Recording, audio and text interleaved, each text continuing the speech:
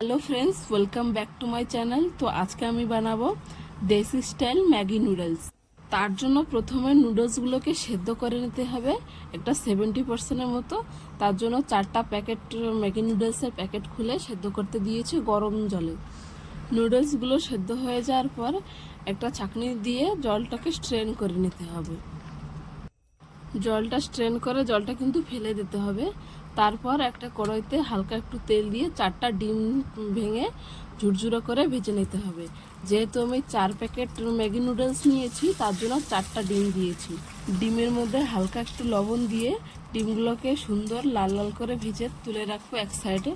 তারপর কড়াইতে সামান্য একটু তেল দিয়ে তেলটা যখন গরম হয়ে যাবে তখন গ্রেট করে রাখা আদা আর রসুন দিয়েছি।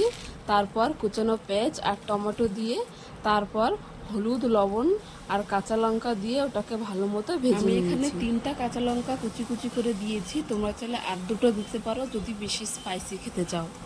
পেঁয়াজ আর টমেটো ভালো মতো ভাজা হয়ে যাওয়ার পর আগে থেকে ভেজে রাখা ডিম আর 1 চামচের মতো লঙ্কার গুঁড়ো দিয়েছি।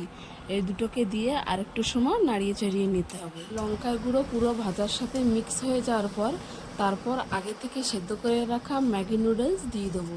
নুডলসগুলো দেওয়া হয়ে যাওয়ার পর আরেকটু সময় নাড়িয়ে চাড়িয়ে নিতে হবে যাতে সব কিছুর সাথে ভালো মতো মিক্স হয়ে যায়।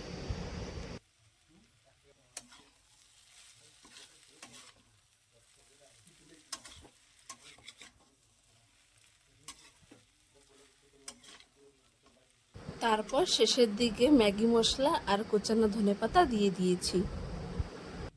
ম্যাগি নুডলসে ধনেপাতা অ্যাড করলে একটা দেশি ফ্লেভার আসে, তার জন্য কোচানো ধনেপাতা দিয়ে দিয়েছি। এইভাবে ম্যাগি নুডলস বানালে খেতে খুব টেস্টি লাগে।